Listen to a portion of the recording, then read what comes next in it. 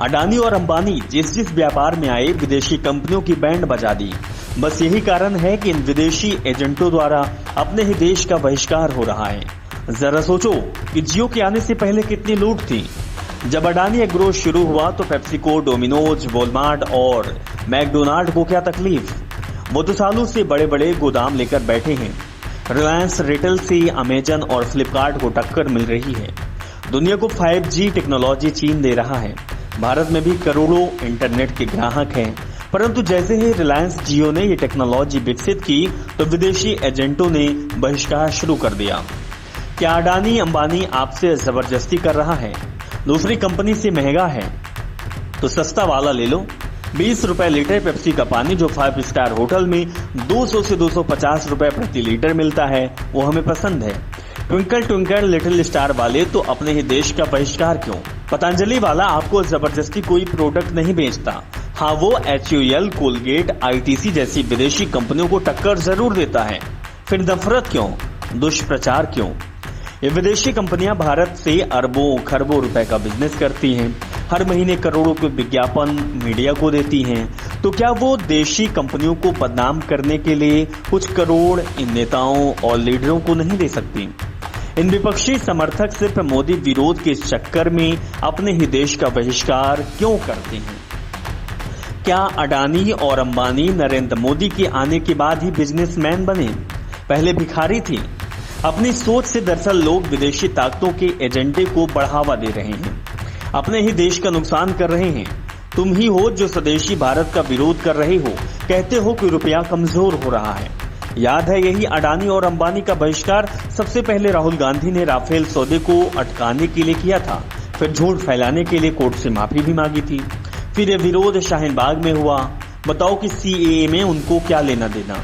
वामपंथी संगठन कांग्रेस समर्थन कर रहे हैं और कुछ अक्ल के अंधे इसे मोदी विरोध समझकर अफवाहों को हवा देते हैं।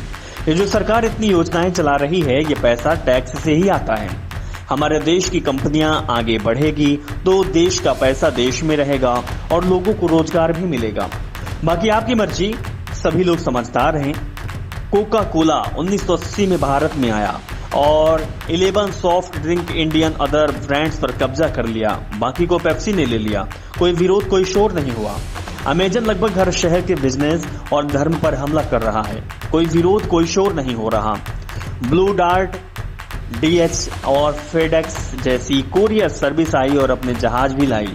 अब पूरे व्यवसाय पर कब्जा कर लिया। कोई विरोध, कोई शोर नहीं। चीनी और कोरियाई मोबाइल भारत में छा गए। सबने लपालप खरीदा। कोई विरोध, कोई शोर नहीं। नेस्ले, मैगी, ITC, पेप्सी ने फार्म सेक्टर में निवेश किया। कोई विरोध, कोई शोर नहीं। Vehicle MFG industry, two wheelers, वाहन और स्कूटर उद्योग में होंडा, हुंडई इत्यादि ने अपने वर्चस्व जमाया, जबकि हमारे उद्योग काफी थे। कोई विरोध, कोई शोर नहीं। लेकिन भारत के अडानी अंबानी जैसे कृषि क्षेत्र में प्रवेश कर अचानक विरोध क्यों? क्या वे जबरन हमारी फसल खरीद सकते हैं? कभी सोचा? नहीं। क्या पतंजलि भारत के लिए खतरा है? कोई भी कंपनी, व्यक्ति किसी किसान से उसकी जमीन जबरन ले नहीं सकता या ऐसी पैदावार फसल नहीं ले सकता जिसमें किसान की अनुमति नहीं है। तो चीख पुकार आखिर क्यों? अचानक भारतीय कंपनी का ही विरोध क्यों, जबकि विदेशी कंपनियां बहुत समय से कई क्षेत्रों में उत्पादन कर रही हैं? क्या ये साधारण सामान्य ज्ञान की कमी की वजह से नहीं है या किसी कुटिल योजनाबद्ध तरीके से भारत में अशांति फैलाकर विभाजित करने की प्रक्रिया का अंग है?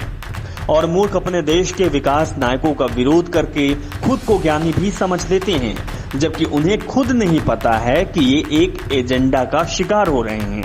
ये पूरे भारत को विदेशी कंपनियों द्वारा लूटता देखते रहे तब चुप थे, अब अपने देश वालों को गाली देते हैं मंदबुद्धि।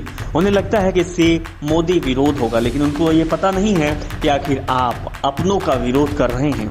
दरअसल ये अपनों का नहीं, ये अपने देश का विरोध कर रहे हैं। जिस मिट्टी में आप रह रहे हैं, जिसका खा रहे हैं, जिसकी आबो हवा आप ले रहे हैं, उसका विरोध आखिर आप क्यों कर रहे हैं? अपने जहन में ये सवाल जरूर दोहराइएगा और आपके शरीर के अंदर जो 4.5 लीटर खून है वो इसका जवाब जरूर देगा, अगर वो खून हमारी मिट्टी का है। नमस्कार।